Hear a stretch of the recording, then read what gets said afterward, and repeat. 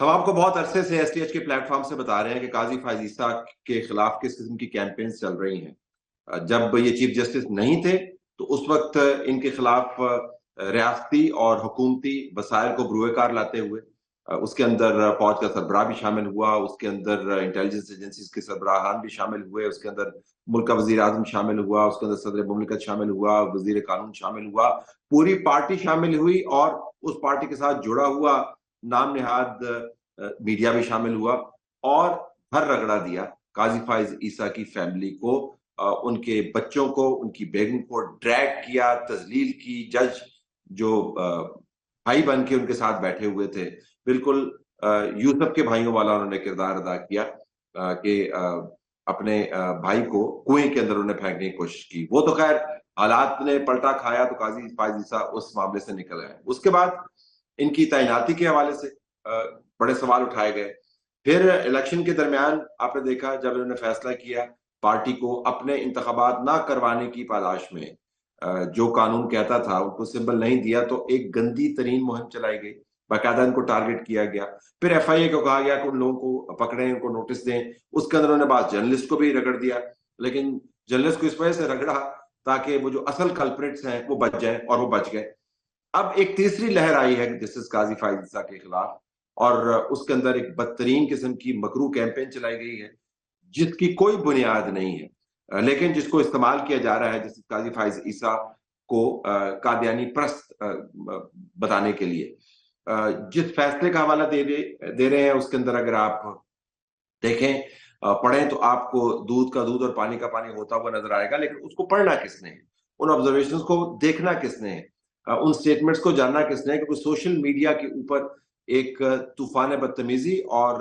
جان لیوا قسم کا پروپیگنڈا جاری ہے۔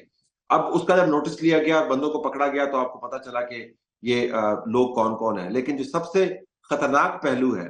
جب سیاستدانوں کو اس کے اندر ملوث کیا گیا، اور پھر جو 2 نمبر قسم کے لوگ ہیں جو ہر وقت آپ کو ٹوپی گھماتے ہوئے نظر آتے ہیں، وہ ٹوپی گھماتے گھماتے انہوں نے ان میں سے چند ایک ٹویٹس کو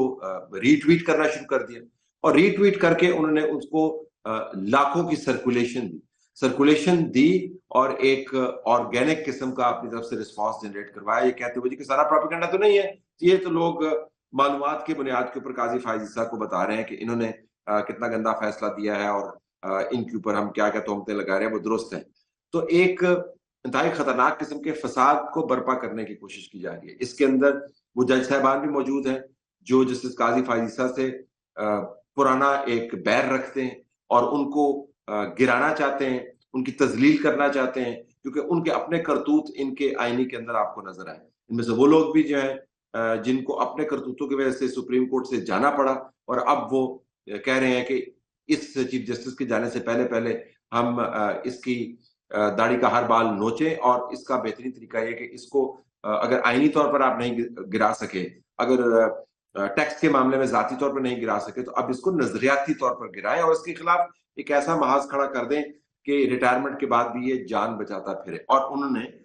کافی اس کے اندر کامیابی حاصل کی ہے۔ جو یہ پروپیگنڈا ہے یہ ایک ریفرنس کی طرح نہیں ہے جس کو آپ واپس لے لیں اور بعد میں کہیں جی مجھے تو پتہ نہیں تھا، میرے لا منسٹر نے یہ ریفرنس کر دیا، یہ تو اس نے ریفرنس کیا، میں تو کبھی قاضی فائز عیسیٰ کے بارے میں ایسی بات کرنا ہی نہیں چاہتا تھا۔ تو جج صاحبان پھر نیم شرمندگی کی حالت میں کہتے ہوئے نظر آئے کہ دراصل ایسا ہونا نہیں چاہیے تھا لیکن غلطی سے ہو گیا۔ یہ ایسا پروپیگنڈا نہیں، یہ پروپیگنڈا ہے جو جسٹس قاضی فائز عیسیٰ کے ریٹائرمنٹ کے بعد دوبارہ سے سوشل میڈیا کے اوپر جب بھی آئے گا تو ان کی جان کو خطرے کی صورت میں سامنے آئے گا، ان کے بچوں کی جان کو خطرے کی صورت میں سامنے آئے گا۔ اور یہ ہم نے پرانا وتیرہ پکڑا ہوا ہے، ہم نے اس قسم کے پروپیگنڈے کر کے نواز شریف کی حکومت کو گرانے کے بعد مکمل طور پر جب ہم نے تختہ کیا اس حکومت کا، تو دھرنوں کے اندر ہم نے باقاعدہ کیمپینز رن کی، اور ہم نے خواتین منسٹرز کے خلاف کیمپینز رن کروائیں۔ آپ نے اس وقت کے انٹیریئر منسٹر احسن اقبال صاحب جب وہ جلسے سے خطاب کر رہے تھے ان کے اوپر حملے کروائے۔ آپ نے ایک ایسا طوفان کھڑا کر دیا جس نے آخر میں آ کے آپ کے اوپر بھی گولیاں برسائیں، اگرچہ آپ کہتے ہیں کہ اس کے اندر اسٹیبلشمنٹ انوالو تھی، لیکن آپ کے اوپر بھی گولیاں برسائیں۔ اس بندے نے یہ کنفیس کیا کہ جی جب یہ ایسی باتیں کرتے تھے تو میرا دل جلتا تھا۔ تو آپ نے ایک ڈریگن جو ہے وہ انلیش کر دیا۔ اس وقت بہرحال जस्टिस काजी फाइज ईसा स्पेसिफिक जो कैंपेन है उसका सिरा पकड़ने की जरूरत है, उसका झूठ का सर कुचलने की जरूरत है और सच को मजीद उसकी तशहीर करने की जरूरत है। और उन तमाम लोगों ने जिन्होंने इस कैंपेन को अपने सवालात के जरिए, खामखा के सवालात के जरिए, अपने कमेंट्स के जरिए, अपने रीट्वीट्स के जरिए, अपने वीलॉग्स के जरिए तकवीयत दी है और इसके अंदर उन्होंने तैश फैलाने की कोशिश की है, लोगों को गुमराह करने की कोशिश की है, उनका भी एहतसाब होना चाहिए। जब तक आपने इन लोगों का एहतसाब नहीं किया, who are the real culprits, क्योंकि जो गांव के अंदर बंदा बैठा हुआ है जो एक किसी खास वीलॉगर को फॉलो करता है, उसको तो नहीं पता कि हालात क्या है, वो कौन सा हर वक्त टीवी देखता रहता है। जब उसको बताया जाता है कि जी ये हुआ ऐसे है, ये रीट्वीट पढ़े और उसके अंदर वो घिनौनी कैंपेन के आपको तमाम पहलू नजर आते हैं, तो वो तैश में आके कुछ भी कर सकता है। इस मुल्क के अंदर जो सबसे घिनौना काम करने वाले हैं वो लोग हैं जो अपने आप को बड़ा मोतबर पोज करते हैं, जिनके फॉलोअर्स हैं, जो टीवी के ऊपर बैठ के आपको लेक्चर देते हैं लेकिन अंदर खाने वो बदतरीन दुश्मनी करने से भी गुरेज नहीं करते। जो भी ये कैंपेन चला रहे हैं उनको याद रखना चाहिए काजी फाइज ईसा के ऊपर तो जो तोहमत वो लाद रहे हैं उसका तो न जाने अब क्या नतीजा निकलेगा, लेकिन ये जो आग लगा रहे हैं ये उनके घरों तक भी जाएगी अगर वो इस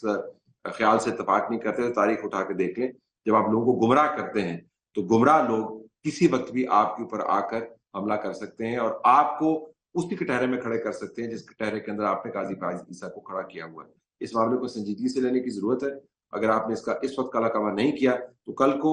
ये पाकिस्तान के अंदर एक ऐसे फितने की सूरत में उभरेगा इसका जवाब किसी के पास नहीं होगा। अगर हकीकत है किसी चीज के अंदर उसको आप बिल्कुल प्रोजेक्ट करें, उसके ऊपर डिबेट करें, लेकिन झूठ की बुनियाद के ऊपर, झूठ की दुकान जमा कर आप जो सौदा बेच रहे हैं वो बहुत ही खतरनाक है।